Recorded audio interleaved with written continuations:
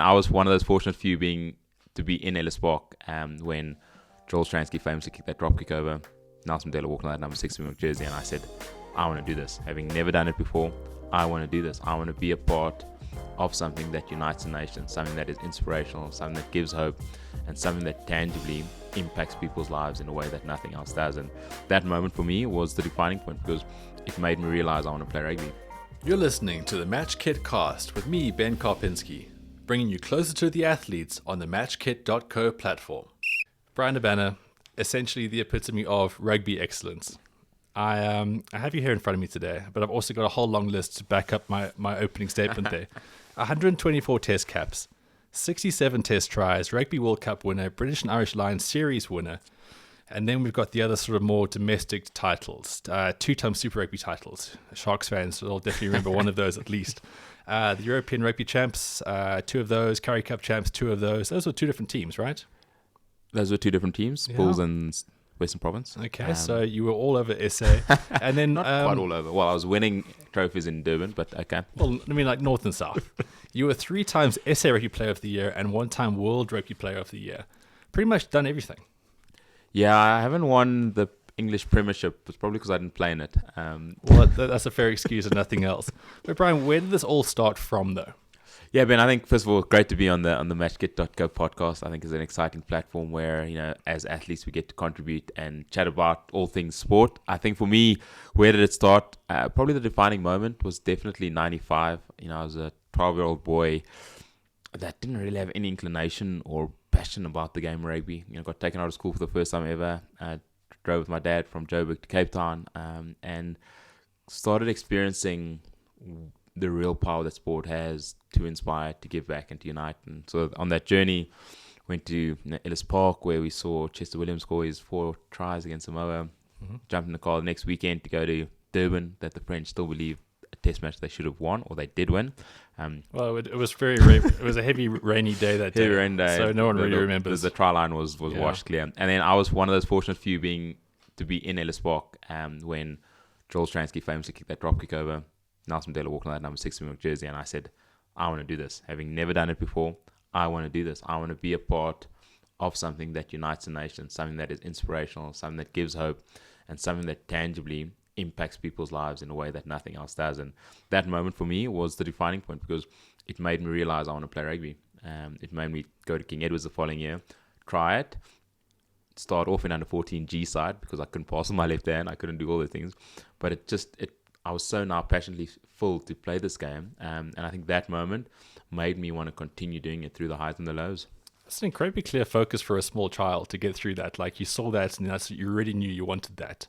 To be honest, I was probably one of maybe 100 and 200,000 kids that also wanted to become a Springbok. So. Sure, but I mean, I wanted to go to WrestleMania. But, I mean, like, that didn't happen. It takes a very special kind of kid to be that focused. I was still keen to go to WrestleMania. Ultimate Warrior was an ultimate beast, to be brutally honest. The Undertaker still gives me nightmares. But I think for me, it was just seeing that moment. I think the tangible physical presence of being in that moment, of experiencing, again, I didn't grow up underprivileged, but experiencing people not actually worrying about the color of their skin, sitting on laps, trying to speak my very basic Afrikaans, and just being in that moment, seeing what it meant, not only to the people in the stadium, we then got to celebrate, and the people in the streets, people that had never known about rugby before, were celebrating this team that did something beautiful. And again, I think through the highs and the lows, the setbacks, the hurdles that I had to overcome, that moment always stood with me, that I want to do that. I want to be able to do something that impacts people, that will be long-standing, that will forever be in their memories. And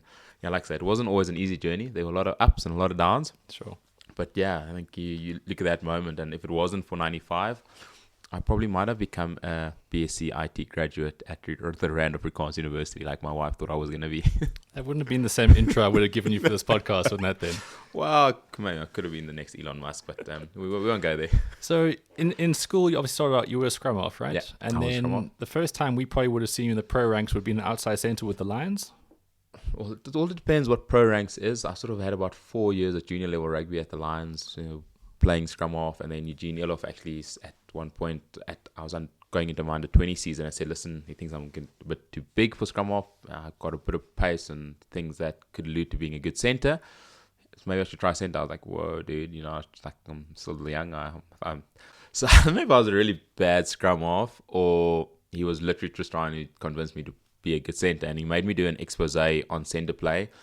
And he said, okay, well, do this like 5-page thing about centre play and sort of choose someone you want to mould your type of centre play around.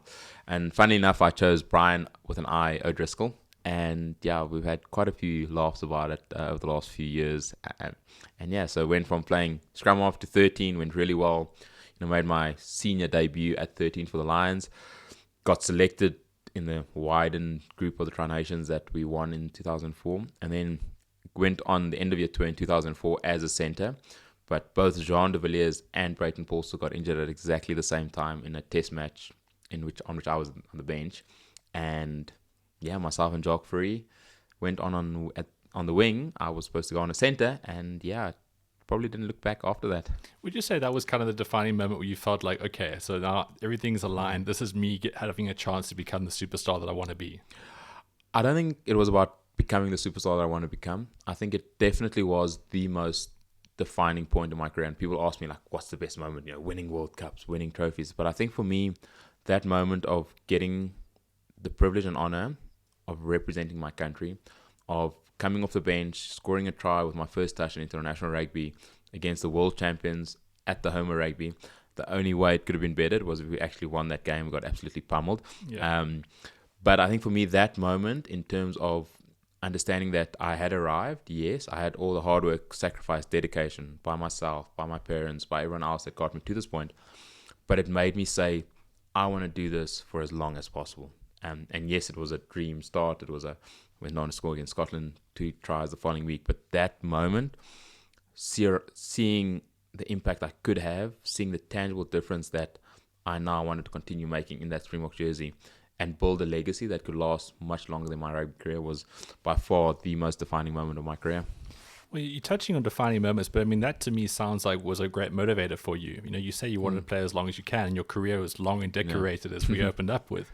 Was that a massive motivational factor about what you could do with your career? Because in order to be a rugby professional who plays 124 times for the Springboks, not only are you the best at what you can be, but you also got to be up and ready for it. I mean, there's very few guys ever went past that whole century mark for the Boks. Yeah, they are. What was like the biggest motivation there? Was it just to prolong the career? I think, Ben, that first time of actually experiencing the privilege and honor of playing for your country, of doing something that you have dreamt about, for 12 years, was just so tangibly close to me that I said, I want to keep this for as long as possible. And I was sort of 21 years old when Jake pulled me in, and being around the likes of Osterrand, who'd won the World Cup in 95, John Smith, Brayton Paulson, Percy Montgomery, like heroes of mine growing up, and seeing their work ethic, seeing their values that they portrayed as a Springbok, made me say, I don't just want to be a part of this environment for 1 year, or I don't want to be a flash in the pan type of guy. I want to do this 10, 50. I want to become the first player of colour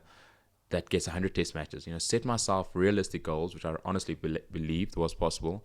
And, when you fell down or when you didn't potentially go in the direction you were going, that you constantly revisited why you started playing, what were those goals when you initially started playing, and that then just reinvigorated the passion, the love, and making sure that even though the game is professional, that you continuously strive to set out those goals. Richie McCaw had this thing about being the greatest All Black, and I think for me it was trying to be the best player that the Springbok has seen in the number 11 jersey. I didn't think it was going to start out in the number 11 jersey. I was hoping it would be 13, and I don't think I would have been around as long if it was in 13. But I think for me, that constant drive to leave a legacy, and as professional athletes, you say, you can only really look back at your career once you hung up your boots. And sure. I think for me, it was constantly about never thinking I have arrived, but constantly striving to do something that leaves a legacy that will transcend my rugby career. Well, that ties nicely into our final question here, is that you're now 36, which is still hugely young in the real world, but obviously you have hung out your boots now. Yeah. Now, you have taken so much from this game, you've given so much back to the game itself, but now you're looking to take it further with your own foundation, which you set up, and of course, as an ambassador for Laureus as well. Just in closing, how important are these aspects to kind of just follow on from what you have been talking about with your legacy and career? Firstly, Skulk Brits and Gio Appleton have shown us that you can still be playing rugby at 38 and winning World Cups. So I'm definitely not going to come out of retirement. But I think for me, and the opening of the Laureus Academy in 2000, when Nelson Mandela echoed those sentiments, that sport has the power to change the world, and because I was physically a part of moments where sport changed my life and impacted the house I lived in, the community I was involved in, the country I lived in, I fully understand the power that sport has to play. And as sporting role models, you're given an incredibly privileged life to do something you love, get paid extremely well to do that, and in so doing, trying to go back and make a difference. And being a Laureus ambassador for 12 years, getting inducted into the academy this year, was a massive honor and privilege to allow sport to be a vehicle in which to make a tangible difference in kids' lives around the world who are struggling. I think for me, with the Bryan Habana Foundation, and being a Laureus Academy member and various different humanitarian type of efforts, being able to use that platform to make this world a better place is something that, because of 95, because of that experience of sport truly uniting a country, it's hopefully something that I continue creating a legacy with, and that will live, long after, I leave this earth. Well, Brian, success seems to be your thing, so I have full faith in doing this, and you doing this from here on in. If you want to see more about Bryan Habana the person, Bryan Habana the humanitarian, the social media, whoever he is, whatever he's about, matchkit.co/Bryan Habana. There you can find out more about the Bryan Habana Foundation. Of course, you can get involved with it, you can donate to it, and keep up with Brian's endless workflow. I mean, you are going to be a tireless 50-something, 60-something. I can see it already. Yeah, Dad of the Year 2072 maybe. But we will get there. But yeah, it's great. And obviously, the platform that MatchKit does present us is allowing, that consolidated presence where people can actually see what we're all about. So an exciting venture. I think the team has done really well in putting something together that really can benefit athletes around the world. So go check it out. Cool. Thank you so much.